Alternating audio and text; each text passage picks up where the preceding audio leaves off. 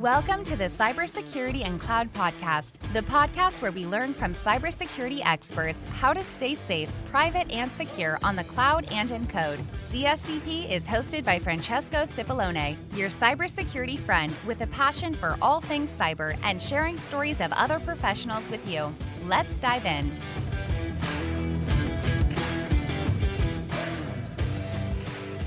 Hello, everyone, and welcome back to the Cybersecurity and Cloud Podcast. This is your host, Francesco, and today we have a long-awaited friends. We've been chatting about doing this for a long time before COVID, and we finally here. So I'm happy to have with me Frank Kim, that is the curriculum director for the leadership course, and also a fellow SANS cloud security professional. So Frank, thank you very much for coming on the show. Why don't you tell your audience what's your background, how did you start with SANS and general in cybersecurity, and then we can dive deeper.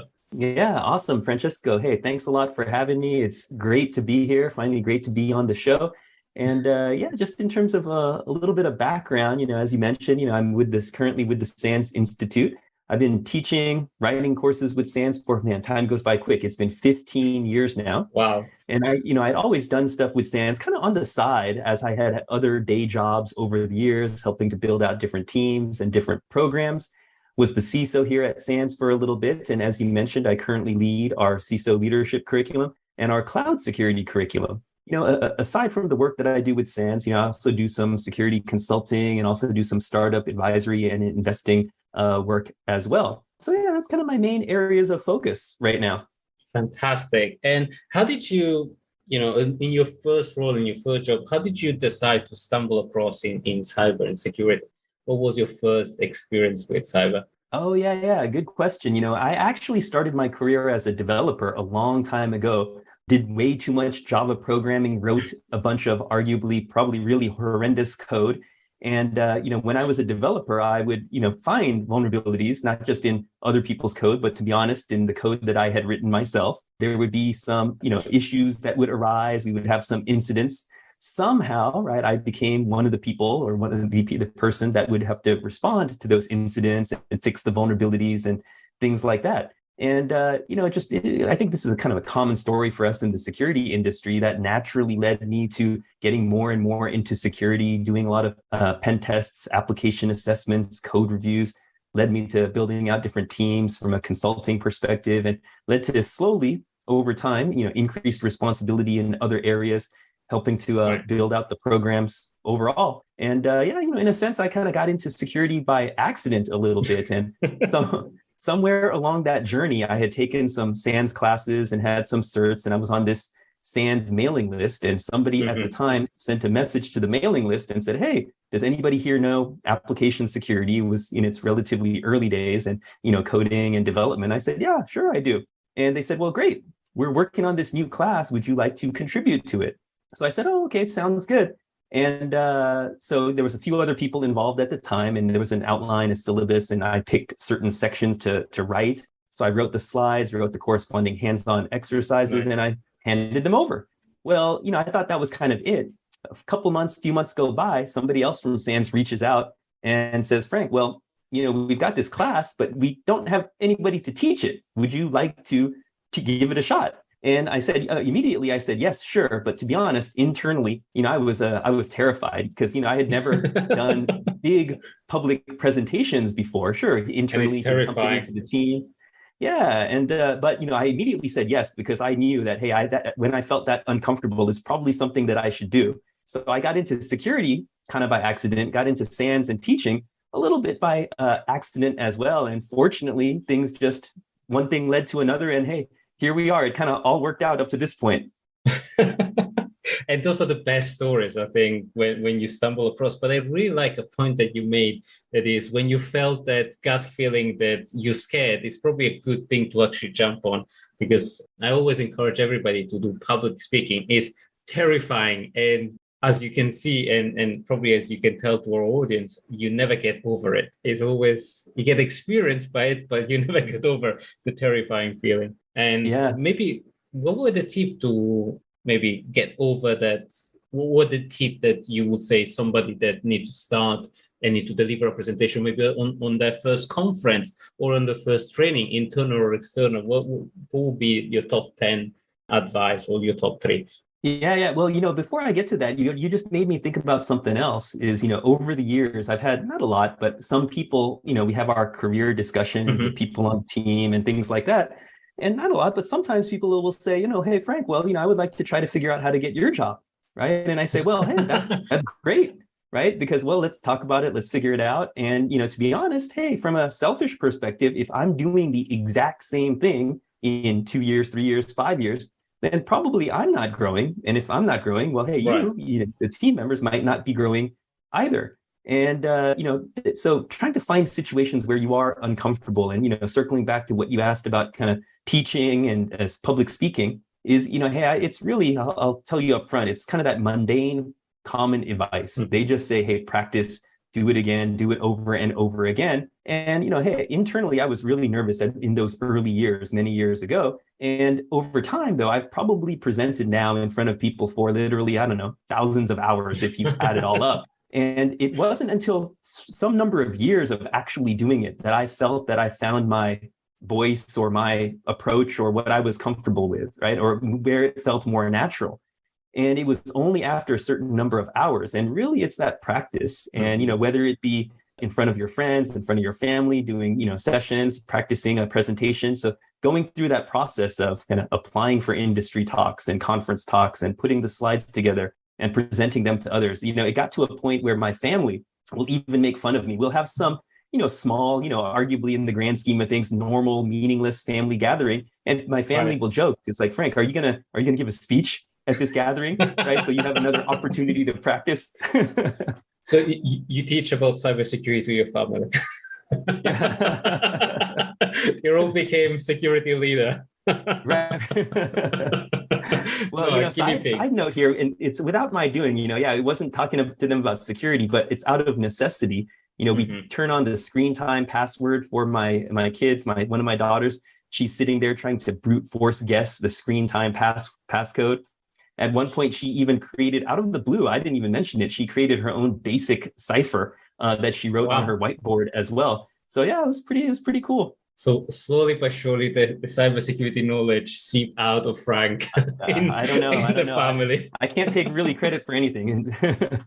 No, that's great. And we have a tradition on the show that we try to look at the industry as a whole. So what is your opinion on how is the industry changing? How are the two words that you're teaching, application security and cloud security, slowly converging and colliding? And how do you see the industry as a whole going? Yeah, really, really good question. I think in terms of kind of the tools and the processes and everything, we're at a stage where it's all about automation and APIs and services, and kind of that traditional approach where we in security are seen as the ones that say no all the time. Well, why did we, the security leaders, say no? Well, because we were afraid. We didn't think we'd have enough time to correctly assess the risk and assess the vulnerabilities in a given system. But now, hey, things are moving at a much faster speed. I feel kind of fortunate having started off my career as a developer with that development and engineering background, because now a lot of the things where the industry is today, from an automation and DevOps and CI/CD and software security perspective, some of those things, I experienced some of those things in the early days, and it's really just, as you said, an evolution of our capabilities up to this point today. And so really the cloud is enabling a lot of this. And, every organization by chance or by choice, right, is going to become a cloud native organization at some point in time. Right. And everything is turning into code. Right. Exactly. Yeah. And it is interesting that we always had good coding practice. We always had application security, but only, I would say recently, I noticed, and argue with me and correct me if I'm wrong, or let me know what you think. But just in the last 2 years, we had like an enormous acceleration and focus on application security, with this bomb old fanfare that the US government has started, and then everything converging effectively being code. But it's not new. We just got attention into it, I guess. What do you think? Yeah, exactly. Hey, with the further adoption of cloud and with infrastructure as service, platform as a service, some of those things, hey, we a lot of times now with cloud don't have to worry about physical security and some of those layers of the infrastructure stack. And arguably, right, things are more secure in that area. Mm-hmm. Now, of course, that doesn't mean that the attackers are going to go away. They're going to turn their attention to, well, how else can they get into our systems environment, get our data? And that naturally is, well, why do we move to the cloud? To deploy application functionality, features, services faster, quicker, more effectively, more securely. Hey, well, that leaves open that whole application layer. There's a much more focus from a threat perspective on the application stack, the APIs, the services, and so on. And, I'm kind of dating myself here a little bit, right? But, I remember first coming across cross-site scripting many, many years ago. And I, got some JavaScript to run on the browser, steal some data. And I went to my boss and I said, hey, look at this. This is kind of a big deal. They're like, oh, no, don't worry about it. Just keep working on what you're working on. And I was busy, so I kind of put it off to the side. I mentally bookmarked it. But, hey, that's an indication of how far we've come over time in terms of kind of, hey, now we've got containers and Kubernetes and serverless and, all of these other areas to secure. So that's what makes this fun. And also terrifying, because I wanted to touch on that you just said, cloud, container, application security. Don't you think is terrifying for somebody coming into the space from maybe the university and having recently graduated and all of a sudden facing, from a cybersecurity perspective, this enormous world? I would say me and you, I come as well from a software development background, and we were lucky because we kind of grew into it. And into this knowledge and into this new world. But for the new generation, don't you think it's terrifying to get into? I think it can definitely be overwhelming when you're starting because, security, it's multidisciplinary, it's cross-disciplinary. You need to know engineering, you need to know development, you need to know coding, infrastructure, operating systems, the cloud, services, everything. You made me think about something. Is a few months ago, I was talking to somebody that spoke at one of our summits, and he did a great talk about cloud and Azure and Google Cloud. And, I talked to him afterwards, and check this out. He's a sophomore in college in computer science. And he said, you know what? And I know many universities have added more and more security, especially at the master's level. But he said that the program that he is in, that, hey, we're learning about computer science and the corresponding theory. But in his words, we're not learning enough practical stuff. We're not learning about software development. We're not learning what people will do out in the corporate world. And he said, we're not learning about security. So that's an indication, like you said, that, hey, a lot of times there's that gap in experience, right? That could potentially be possible for new people coming in. But to his credit, right, he's got internships, he's got projects that he's working on to learn and focus on cyber outside of what he's formally learning in school. Nice. And hence sounds. Sorry, I had to say that. Hey, well, appreciate it. No, but it's a well-recognized set of training and expertise, and otherwise I wouldn't put it out there. And also, you guys put a lot of very good material out there. So a lot of the leadership training, a lot of the leadership course, including some of the module are out there. So I always respect an organization that is trying to do more for open knowledge and open security. So hence why I'm happy to mention it. But tell me more about your courses and the two kind of program work that you're leading. How do you see those evolving from the time that you started in SANS to today? Yeah, well, SANS overall has been around since 1989. It's been a long time. I think I mentioned I've been involved for not that long, but about 15 years now.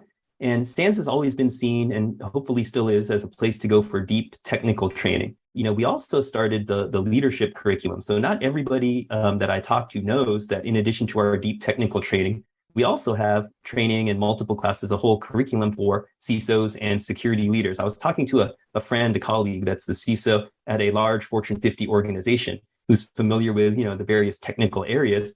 And he said, wow, I had no idea that there was these leadership offerings as well. You and I were separately chatting about this in terms of the free resources, in terms of webcasts and summits and, archive and tools and so on. One of the things that we try to give out, for example, is we've got a vulnerability management maturity model. It's in the form of a poster, kind of follows a process that we suggest that people might follow to build a mature vulnerability management program, but broken out into different areas to think about in terms of, hey, what could you do, ideally as you are moving along that maturity continuum. And, one common thread that I see both on the leadership side and the cloud side is that people are at different phases of their journey in terms of progressing as a leader within their organization, within their career. And also people are progressing in their journey from a cloud security perspective. Organizations are progressing in their journey to digital transformation, right? Buzzwords here. But, and people are trying to figure that out along the way as well. And, most organizations have by chance or by choice, they've become multi-cloud. So now security teams have to not just know one cloud, not just know AWS, but a lot of times they need to know AWS, Azure, and GCP. Right. Now, usually there might be a primary, but this is adding to the complexity that you talked about in terms of making sense of all that from a security team perspective. Right, and that's a very good point. And I like to touch again on the maturity model because I love a maturity model because sometimes in security we say you need to be up here and up to the maximum level of security, but it's a journey towards that maturity level. So every organization that put out there, it's a journey, it's a step-to-step approach. I think it's the most beneficial approach as it guides organization and guides team and don't just say, you don't know security, you're not secure enough, but it's like you're not secure enough to this standard yet, but there are steps into it. And I really like that approach. And it doesn't mean you always have to get to level 5, right? And I've seen some organizations that, hey, most people don't get to level 5 in anything. And if you do get to level 5 in something, it probably might be an indication that you've overinvested in that particular capability, right? But that's why it's a roadmap. And over time, as the threat landscape changes and the business landscape changes, what was level 5 before, hey, might be an element of it, might be level 3, in some years from now. Right, and it's a constant evolution as everything else. But in the multi-cloud world and in this handoff scenario, don't you consider that maybe we have evolved, as you rightfully say before, we have left some stuff that now are almost secure by default we need to be mindful of, but we need to refocus our attention on other stuff that are more fragile, like the application security stack, or maybe the user aspect and the human aspect that has been exacerbated by this move to the cloud, because certain areas has become very, very tough to attack. Hence why the attacker have refocused on application security, maybe data security, ransomware, and the whole lot. What do you think? You mentioned a couple things that make important points there. One, at the application layer, this is why, of course, hey, it's so important to automate security into your CI/CD pipeline, understand what your DevOps and engineering teams are doing, because things are changing not just on a day-to-day basis, but on a minute-to-minute, hour-to-hour basis as well, right? And so automating that, and the key theme here is automation. And you just mentioned human risks, right? Those human risks, it's not just about awareness training and phishing attacks anymore. We're seeing, in the incident response space for some years now, we've talked about the different security orchestration, automation, and response solutions to automate different playbooks. So just like we have playbooks on the IR side, hey, we should have some playbooks on the across the different levels of the stack, whether it be at the network level, the infrastructure level, the application level, but also, hey, the user level, the person, the human level as well. No, that's a great point. And how would you suggest, you lead a lot of these leadership training. How would you suggest that an organization that is maybe have done cloud for a little while, how does an organization assess their posture or their journey? Where do you think is the best reference or the best way to assess where you are in that security journey in the cloud? Yeah. Hey, great question. Is, definitely we've seen that when you're just starting out, both as an individual or as an organization, you're trying to build those foundational capabilities, knowledge of the cloud, those essentials, the fundamentals. But then, hey, you need to go into the deeper dive. Is, okay, how do you automate this? You mentioned infrastructure as code earlier. Hey, what does this look like from a Terraform, from a CloudFormation perspective? How do you write all of that stuff, all of those directives into code? Number one, as the security team, understanding what your engineering teams are actually doing, what that code looks like, getting access to those repositories. But then number two, making sure that you've got that capability on the security team, right? That people can do those things themselves for the benefit of security and to interact with those engineering teams. But then once you've got a decent handle around what are the right configurations, what are the right settings, what's the right infrastructure, how do you automate all of this?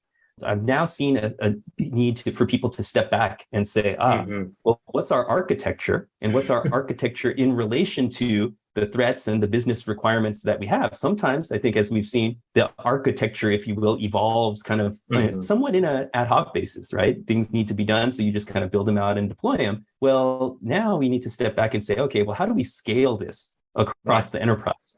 Whether it be, in AWS organizations, whether it be service control policies, how do you put some guardrails around this in a consistent way? Now, in a complex, large enterprise, that's easier said than done, but having that blueprint from a technical security architecture perspective, and then having that business view, right, is really where I see organizations right now a lot of times are saying, well, we need to focus on that.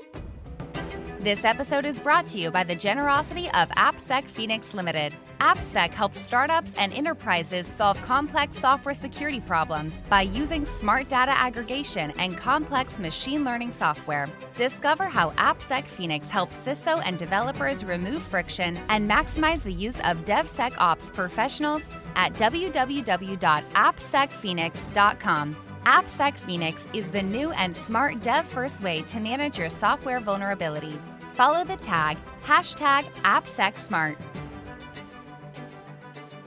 No, I really like 2 points that you made. There are guardrail and security defaults and blueprints that are super, super important, and a lot of the time are out there. AWS, Azure have written tons and tons on blueprint and how to do things securely. The Cloud Security Alliance as well have contributed enormously on that model.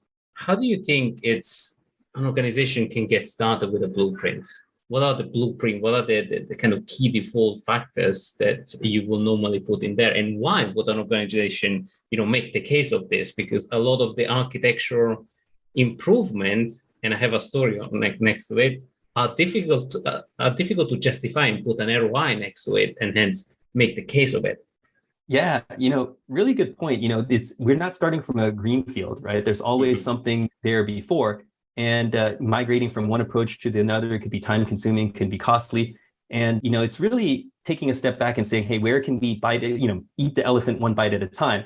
Where does it make sense to actually start that particular project? But, you piqued my interest here. I'm curious, what is your story related to this? So I was speaking with, and this is in the concept of a large startup, and I was speaking with a friend of mine that runs the whole IT.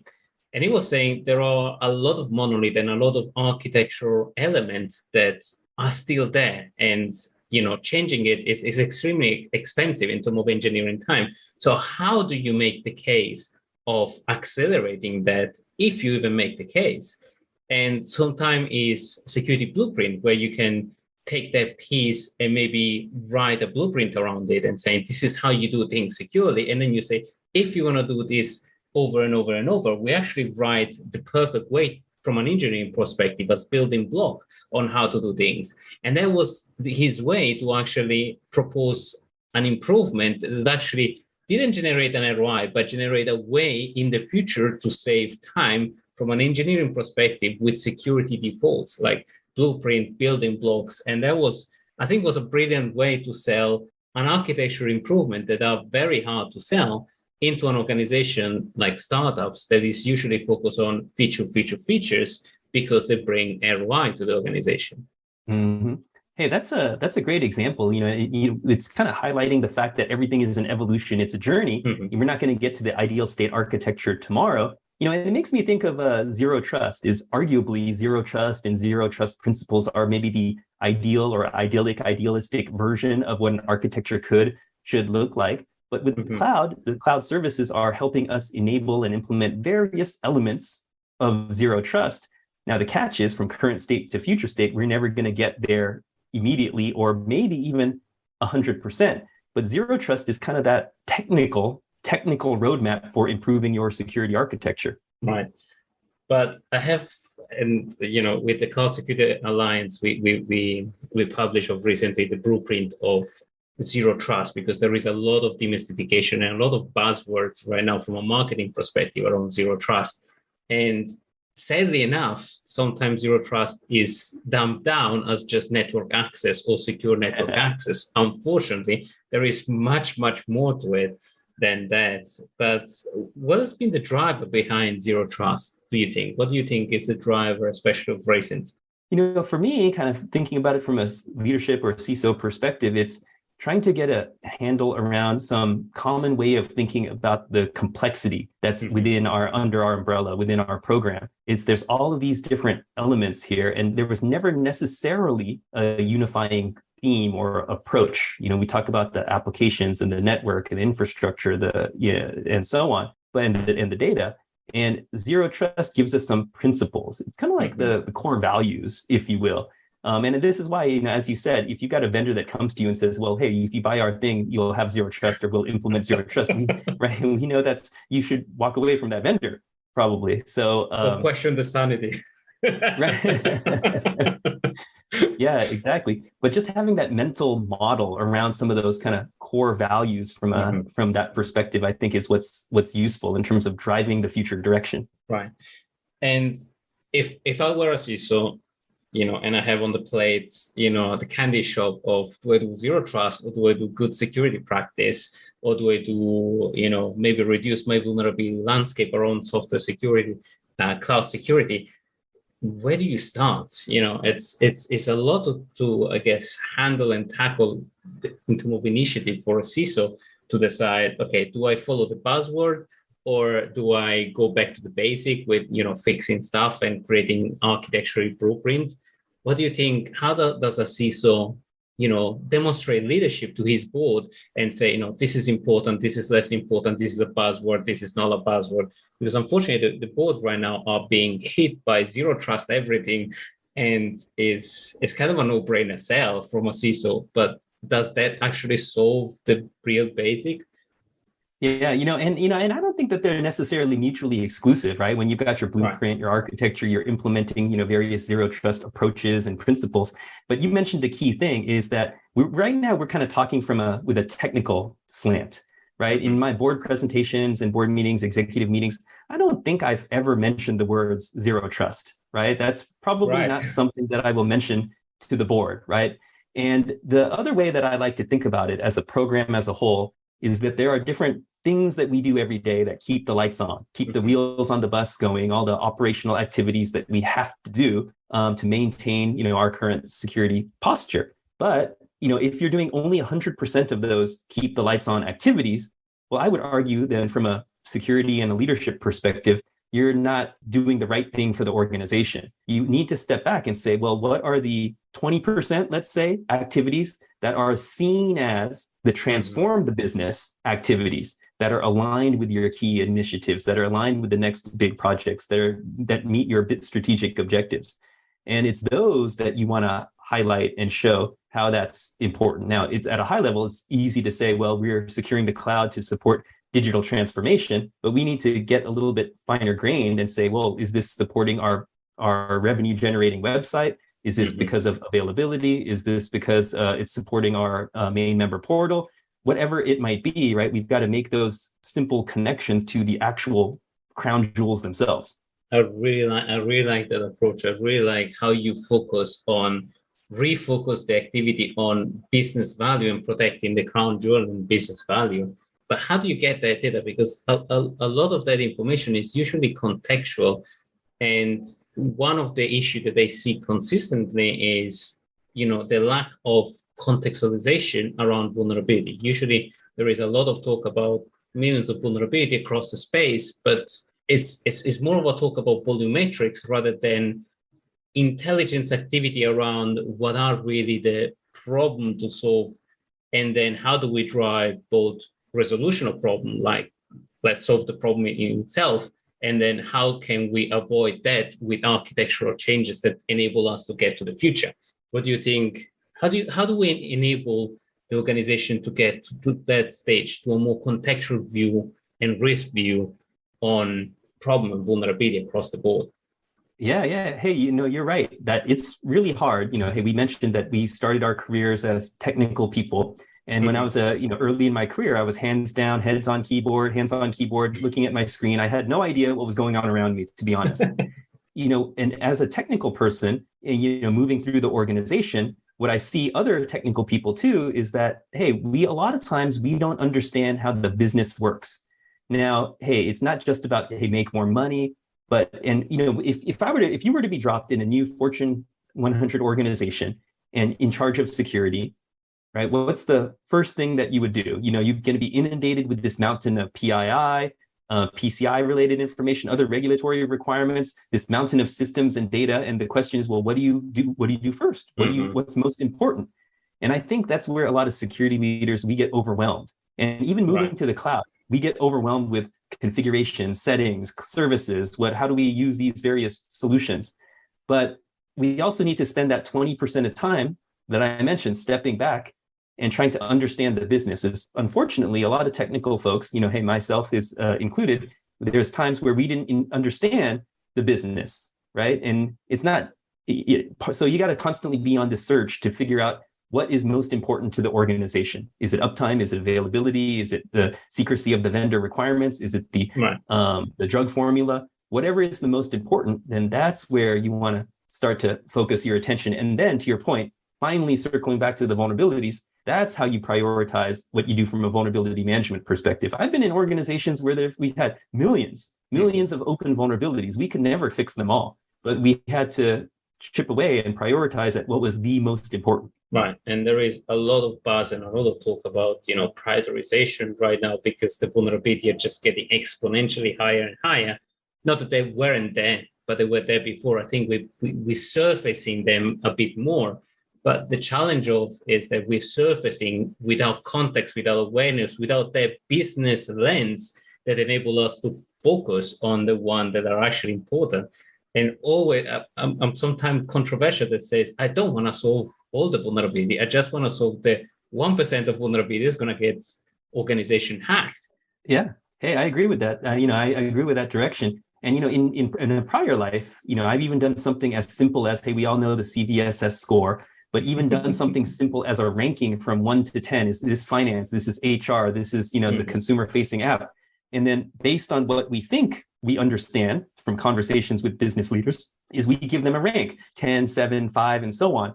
And just adding that to the calculation of the CVSS score helped us start a basic reprioritization. Yeah, and it's a business-focused reprioritization that I really like. So is that part of the vulnerability management maturity model, or is that a business evolution of it?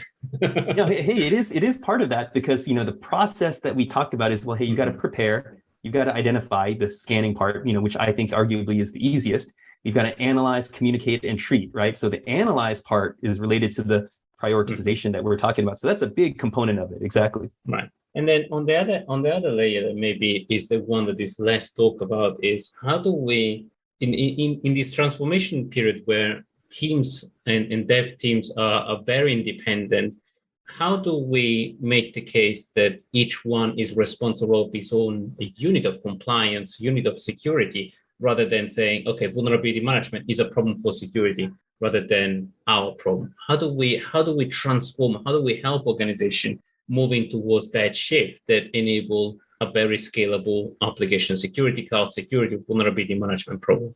Yeah, I just mentioned communicating about vulnerabilities just in passing.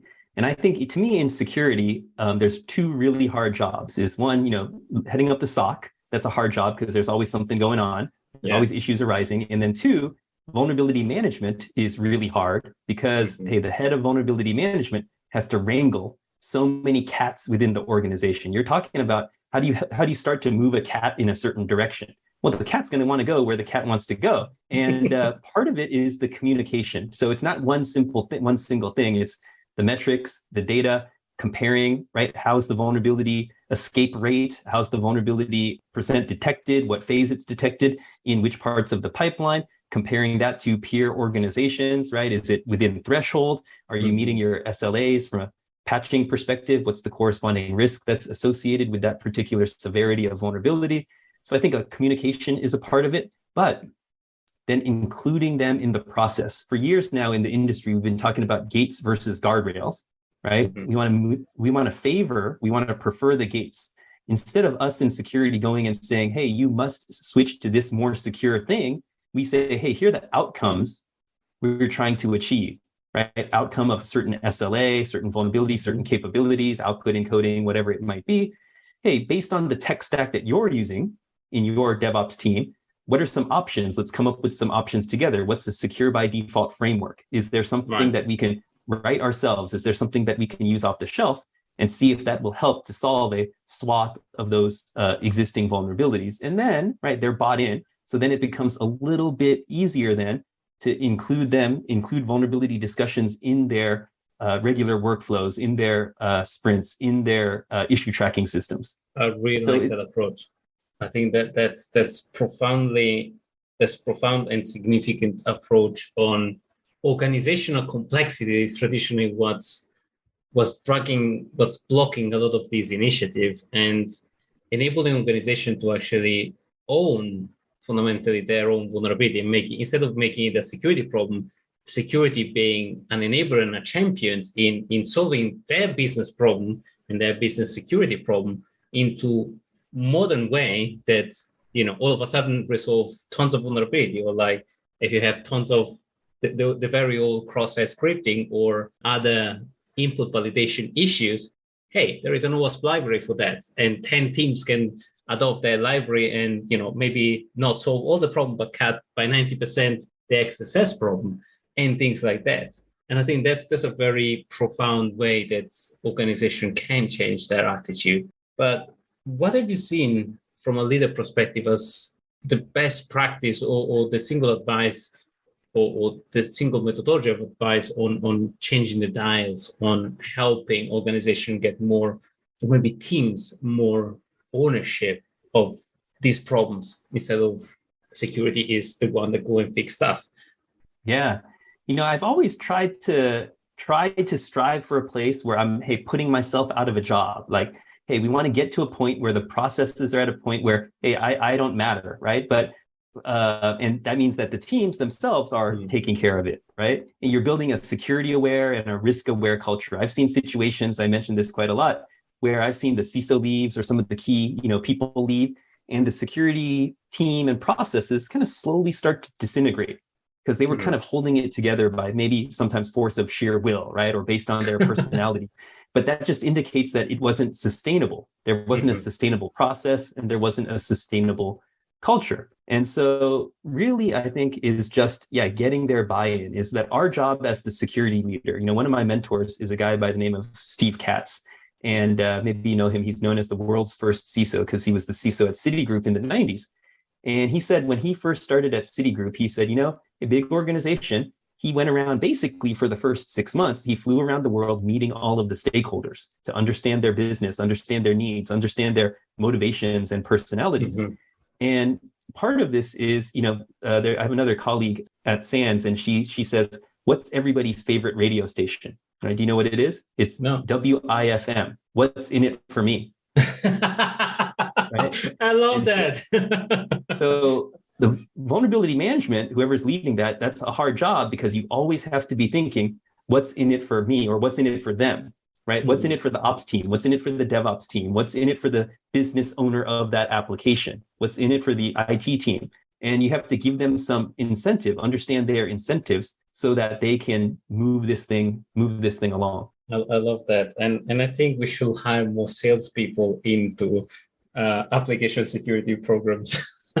Yeah, well, every security program needs some sort of capability like that. And, one of my first big security jobs, I was lucky because I showed up and there was already a chief of staff, right? And different orgs call it different things, program manager or, head project manager or whatever.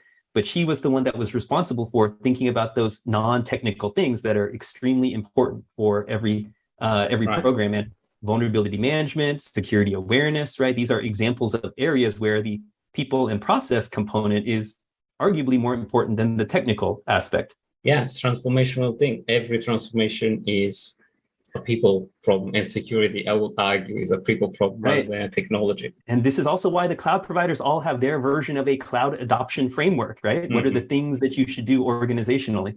Great. And Frank, it's been an absolute pleasure. Now that we're coming towards a close, we have a tradition on the show that is leaving everybody with a positive message or a message in cybersecurity or in the space that we have talked about.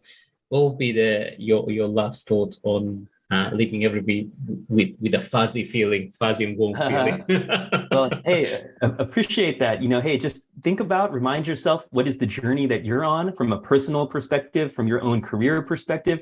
What is the journey that your team is on? What's the journey that your organization is on? And hey, if you want to try to make the most impact, we already said it before, think about everybody's favorite radio station, WIFM. What's in it for me? What's in it for them? How could you help them actually get there? And it'll make your life that much easier from a security perspective.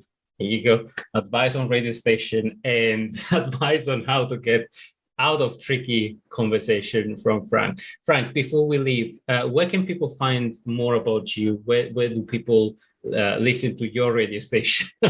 If you want. Hey, appreciate it. Thank you very much. Yeah, I'm on LinkedIn, Frank Kim, on Twitter at FYKim, and on the web at frankkim.net. Brilliant. Thank you so much for coming to the show. It was a fantastic conversation. And everybody, I wish you all the best. Stay safe and always think about what's in it for other people and what's in it for cyber. It's always a hard sell. So hire more salespeople into your program work. Frank, thank you very much. Everybody stay safe. Thank you. Thank you. We hope you enjoyed today's episode. Please leave us a review on Apple Podcast and post it on social media tagging Cybersecurity Cloud Podcast for a chance to win a $100 Amazon gift card. Discover other episodes at www.cybersecuritypodcast.com.